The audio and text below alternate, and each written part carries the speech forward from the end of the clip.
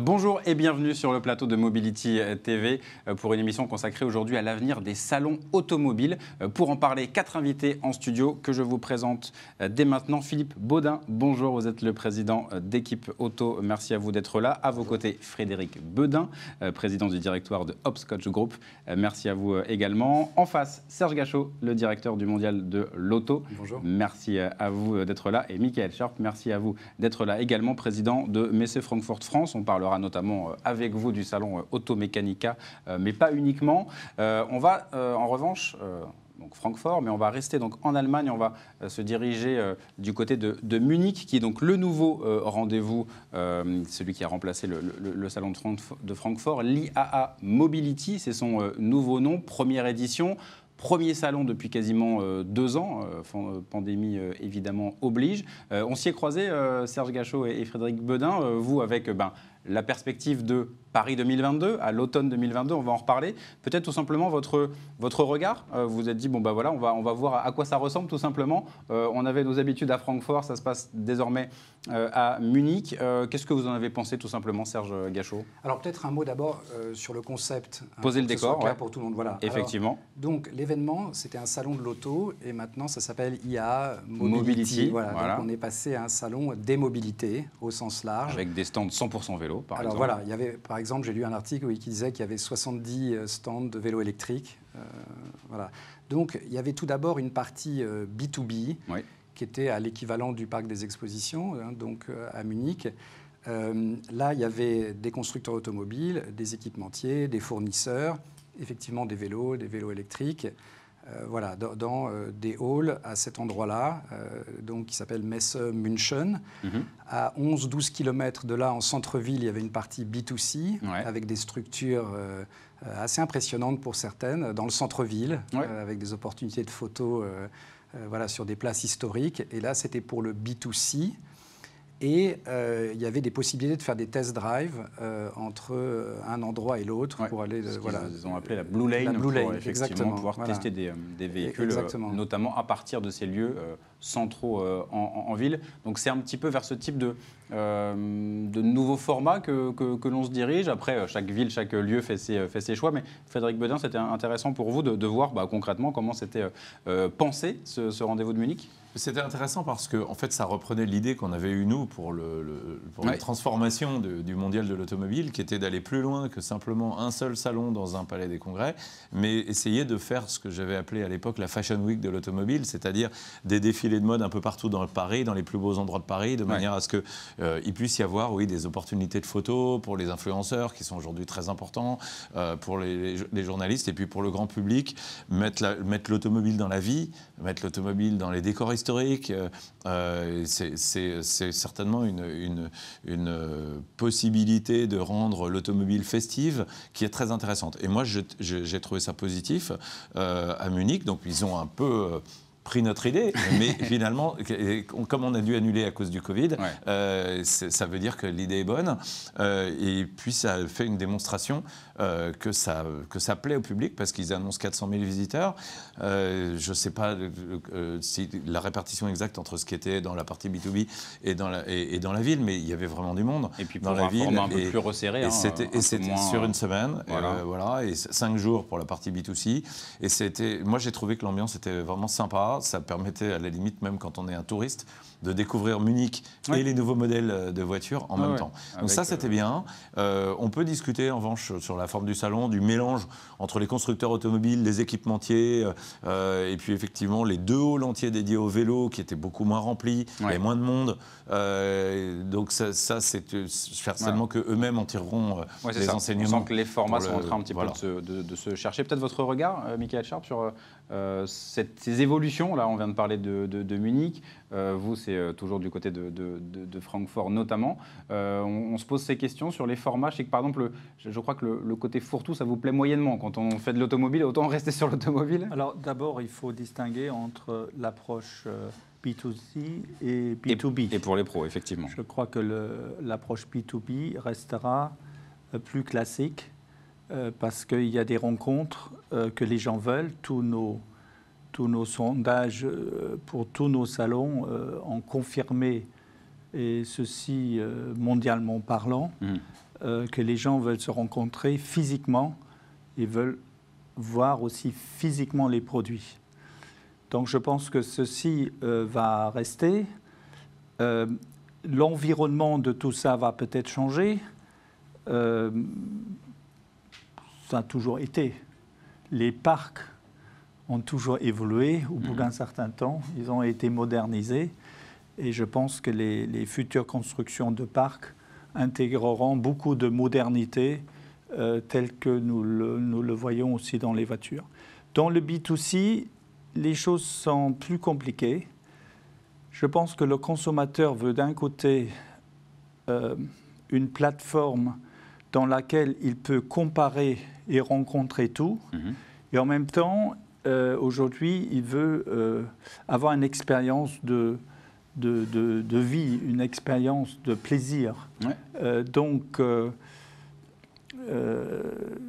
je pense que l'évolution, contrairement à ce que d'autres souhaiteraient, et tout le monde souhaite, je pense que l'évolution sera plus coûteuse dans l'avenir et pas moins. Parce que le consommateur sera plus exigeant, il voudra avoir plusieurs choses en même temps. Et je pense que tout ça, c'est par la suite à gérer.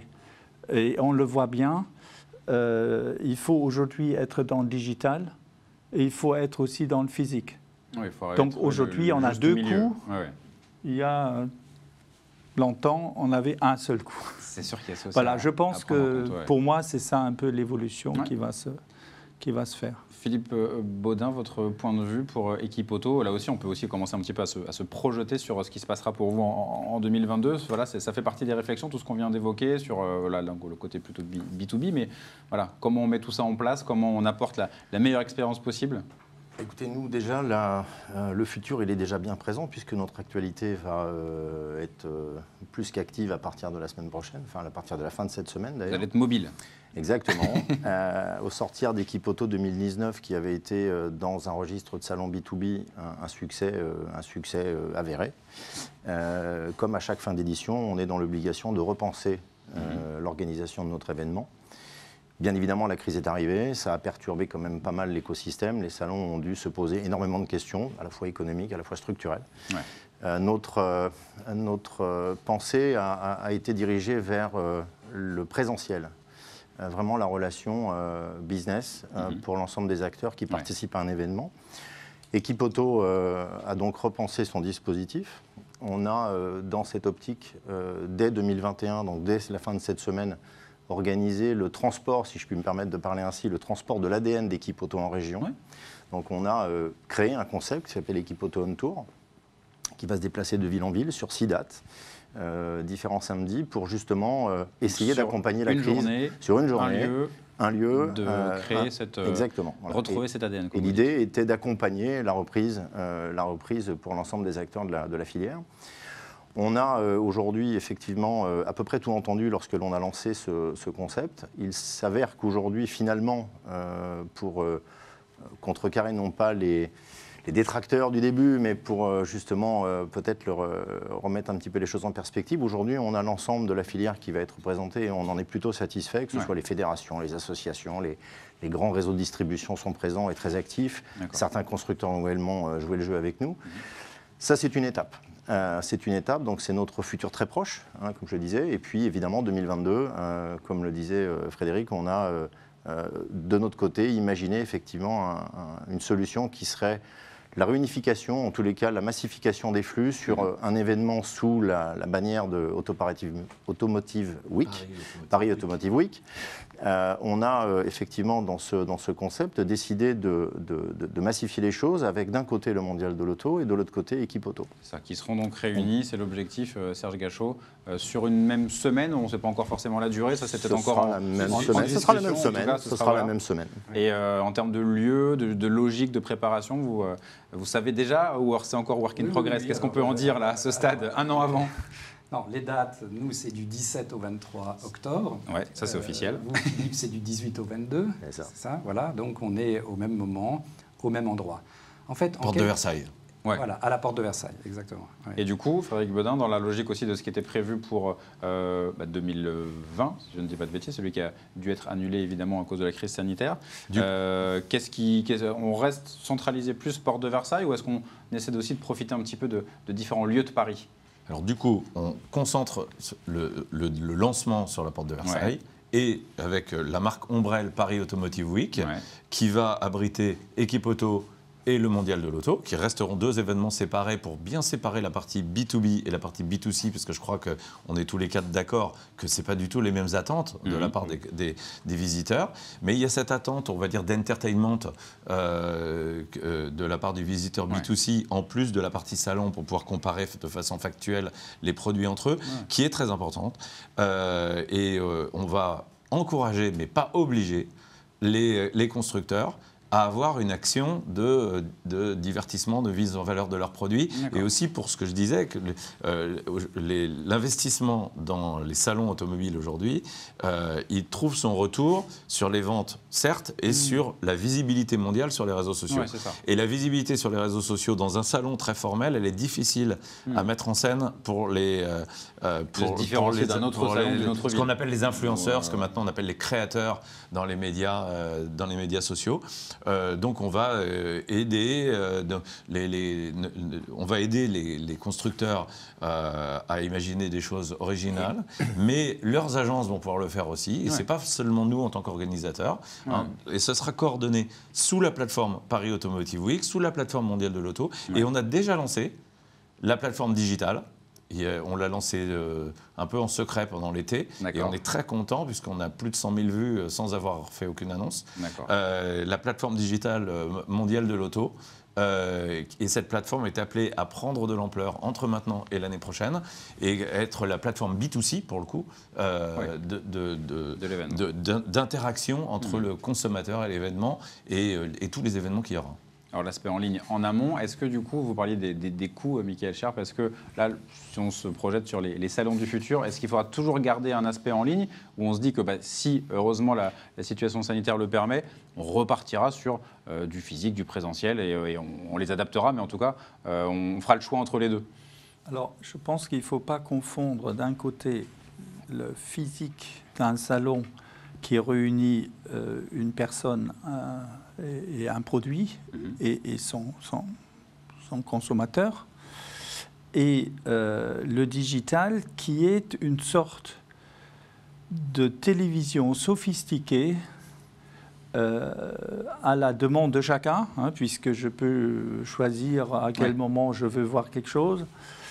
Et c'est un phénomène qui prendra l'ampleur, dans laquelle très souvent les organisateurs eux-mêmes prendront part, peut-être aussi dans une sorte de modèle économique, mais qui est une autre chose. On aurait pu, en tant qu'organisateur de salon, depuis longtemps, monter une chaîne de télévision et de faire pendant une chaîne de télévision d'information et dans laquelle on met toujours nos informations, etc. Mais c'est un autre métier en soi. Donc, le coût, oui, le plus que je dois faire la communication, le plus que je suis en concurrence de la communication, le plus que j'ai des coûts de communication. Et pas mal ont pensé qu'un salon et communication, d'ailleurs, ça a été beaucoup promu, à mon avis, à tort. Et du coup, les gens qui sont dans le marketing communication, quand ils avaient un budget, ils ont dit, du coup, on peut couper le salon. Parce que c'est la communication qu'on mettra sur un autre channel de communication. Simplement, ce n'est pas tout à fait la même chose. Et j'aimerais quand même souligner aussi une chose qu'il ne faut pas oublier.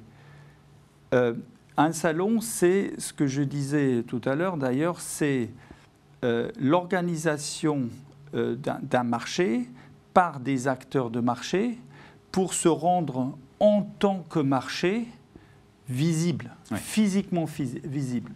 Je pense que c'est très important aussi dans la macroéconomie et dans la communication mondiale, car si demain les salons de l'automobile en Europe seront faibles, je peux vous dire, il y a dans d'autres régions du monde actuellement, ils montent. Donc il faudra que les constructeurs automobiles sachent que le salon a toujours eu un impact sur leur origine et sur leur pays. Et il y a une anecdote quand même dans le cadre de Munich, puisqu'il y a eu normalement un accord qui a été fait, que BMW, qui est à Munich, ne outrepasse pas cet avantage. D'accord, par rapport aux autres. Il paraît, certains pensent qu'ils l'ont quand même fait. Parce qu'il est vrai, à Francfort, il n'y avait pas de constructeur réel important, allemand, qui est sur le territoire. Le seul était Opel, mais c'était presque américain. Bon, bref. Je veux dire, ça prouve bien que quand j'ai un salon fort en Allemagne, l'industrie automobile allemande en profite. Quand je suis fort en France, c'est la même chose. Et d'ailleurs, on avait la Suisse, qui était le terrain neutre aussi, où tout le monde était un peu pareil. Et je pense qu'en Chine, bientôt, ça sera l'industrie automobile qui en profitera. Je veux bien dire l'industrie automobile chinoise. Alors Serge Gachot, sur cet aspect notamment de faire venir les constructeurs, qui peut-être pour certains commencent à se dire moi je fais mes événements en ligne dans mon coin entre guillemets et ça me va bien comme ça. Justement, ça va être l'enjeu pour vous de leur dire non, il y a un truc à faire, venez à Paris, ça peut être mieux qu'un webcast. D'ailleurs, cette période d'abstinence, il y a eu pas mal d'enseignements. C'est évidemment qu'on était ravis de se retrouver, et ça a été le cas à Munich, et ça c'était vraiment très positif. Ça a montré que le digital était très important, mais aussi les limites du digital finalement. Parce que, comme le dit Michael, dans notre écosystème, c'est pas possible. Enfin, il faut toucher la voiture, monter dedans, faire un essai. Je veux dire, ça, aussi bien pour le B2B que le B2C, à la limite, ça se retrouve. En tout cas, alors je parle plutôt pour le B2C, mais effectivement, c'est très important. Ça a montré aussi les limites, ça a montré qu'il fallait se réinventer, faire des choses. Alors nous, on a, depuis plusieurs mois maintenant, on a fait au mieux pour co-construire. On a une idée, on avait une stratégie, mais on a beaucoup écouté les constructeurs, beaucoup échangé avec eux, notamment les Français, et ils nous ont dit plusieurs choses. Qu'il fallait être centré sur l'automobile, l'automobilité. Donc pas être trop dilué dans les mobilités au sens large. Et réaffirmer la place de l'automobile, la place centrale de l'automobile dans les mobilités d'aujourd'hui et de demain, sans se coucher sous la table ou ne pas être fier de ce positionnement. Ensuite, ils nous ont dit qu'ils avaient toujours besoin d'une plateforme média d'envergure. Nous, on avait plus de 10 500 journalistes en 2018, et puis c'est nous qui donnons les accréditations. Donc ça, voilà. L'opportunité commerciale du B2C est aussi très importante. Le nombre de visiteurs, il y a eu plus d'1 million de visiteurs en 2018. Ils nous ont dit quoi encore? Ils nous ont dit qu'ils voulaient que ce soit très expérientiel, avec des test drives. Ils nous ont dit qu'ils voulaient que ce soit la fête de l'automobile. Ils nous ont dit qu'il fallait qu'il y ait une plateforme digitale aussi pour amplifier tout ça. Et enfin, que le ROI était très important. Et donc nous, avec Hopscotch, avec la plateforme automobile, on a travaillé là-dessus ça va être notre proposition de valeur pour 2022. Et se recentrer sur l'automobile, ça passe par la présence d'Equipe Auto aussi? Oui, parce qu'on a une vraie stratégie dans votre logique pour vous, avec Equipe Auto. C'est ça aussi, Je vais revenir effectivement sur ce sujet-là, parce qu'aujourd'hui, dans le montage d'événements automobiles, de nouvelles mobilités, etc., il y a un élément qui est crucial, Serge le précisait à l'instant, c'est le fameux ROI. Je pense qu'aujourd'hui, pour en avoir discuté de notre côté avec l'ensemble des exposants qui participent à Equipe Auto et qui font le succès d'Equipe Auto que l'on connaît, pour avoir eu des échanges avec certains constructeurs, je pense que le temps est révolu de constructeurs qui vont mettre plusieurs dizaines de millions d'euros parfois sur un événement, quel que soit le lieu. Donc il y a effectivement une question qui s'est posée pour eux. De notre côté, nous avions, avec la FIEV et Equipe Auto, nous avions effectivement les mêmes remontées d'informations de la part des exposants. Lorsqu'avec l'OCHAM, nous avons présenté le projet à Luc Châtel de la Paris Automotive Week et effectivement de lancer cette opération sur Paris. Et je pense que cela faisait du sens pour les deux événements. Comme le disait Frédéric, le fait d'avoir un chapeau finalement au-dessus qui peut ressembler de près ou de loin un peu au Davos de la mobilité, si on peut l'appeler ainsi, je pense qu'effectivement ça faisait du sens. Ça faisait du sens pour tout le monde, ça faisait du sens pour les visiteurs, ça faisait du sens pour les exposants. Et je pense qu'à ce titre, on peut déjà, en tous les cas, se féliciter de la solution qui a été adoptée, de la stratégie qui maintenant est commune aux deux événements sur cette période-là, de réunir les deux mondes finalement, B2B, B2C, en un lieu, une même date, était très important, très attendu. Ça a été très plébiscité par l'ensemble des acteurs, notamment qui composent le panel équipe auto. De ce qu'on peut en discuter avec certains constructeurs, les gens sont en phase avec le projet, parce qu'économiquement aussi, il arrive juste à point nommé et il correspond à leur demande de départ. Et donc ça, je pense que effectivement, c'était une vraie stratégie. Ensuite, il fallait le mettre en musique. C'est ce que l'on est en train de faire de notre côté. Et je pense qu'effectivement, que nous, de notre côté, équipe auto, nous ayons notre chaînage, si je puis m'exprimer ainsi, entre équipe auto on tour, année intermédiaire avec équipe auto et maintenant ce qui va être quand même, malgré tout, il faut le dire, une première mondiale. Enfin, on en parlait, c'est la première fois qu'aujourd'hui, deux événements, c'est une première mondiale, c'est la première fois que deux événements vont se réunir dans un même lieu à une même période. Je pense qu'effectivement, ça va avoir un impact très intéressant. Les acteurs, évidemment, B2B pourront se déplacer et aller voir les gens sur le mondial de l'auto. L'inverse ne sera pas forcément, en tous les cas, on est en train d'en discuter parce qu'il faut rester dans un environnement malgré tout B2B au niveau d'équipe auto, mais ça fait du sens. Les visiteurs d'équipe auto sont très en attente de ce type de démarche. C'est quelque chose qui, pour eux, était une motivation supplémentaire à venir découvrir justement l'ADN d'équipe auto. Peut-être un petit mot de la fin rapide parce qu'on est déjà au bout de l'émission avec vous, Frédéric Beudin. Sur l'enjeu, il vous reste 1 an pour donc préparer la fête de l'automobile ? Plus que la fête de l'automobile, on a besoin de démontrer que la France est un grand pays d'automobile, en sens où on a une filière industrielle, créative, marketing autour de l'automobile qui est incontestable. Et c'est un grand pays de salon de l'automobile. Le premier a été chez nous et pendant longtemps, c'était le plus grand du monde. Et on souhaite garder cette place de très importante. Deuxièmement, que la France est un grand marché pour l'automobilité. Voilà, et toutes les formes d'automobilité innovantes qui vont arriver, et pas seulement pour la mobilité avec une sorte de nuage, au sens qu'on sache ce que ça veut dire mobilité. On sent que ça a évolué. Même je sais qu'on est sur Mobility TV, mais voilà, l'automobilité, il y a quand même tout un sens autour de la liberté de mouvement, autour de ça, qui va bien avec la France. Et puis dernièrement, on va utiliser Paris, qui est la meilleure plateforme du monde pour faire des événements avec beaucoup de monde, pour attirer. Les événements qui sont itinérants, quand ils sont à Paris, ils attirent plus de monde. Ce sera très probablement le cas des Jeux Olympiques de Paris 2024. Et bien d'ici là, on va faire une Paris Automotive Week et un Mondial de l'Auto et un Équipe Auto et d'autres événements qu'on vous annoncera petit à petit qui vont être d'un grand succès. Eh bien, parfait. Ben, moi, je prends rendez-vous pour aller dans 6 mois. On se fait un petit point sur... c'est dans 1 an, hein, donc dans 6 mois, on se refait un petit point sur cette Paris Automotive Week. Merci à vous 4 d'être venus sur le plateau de Mobility TV. À bientôt.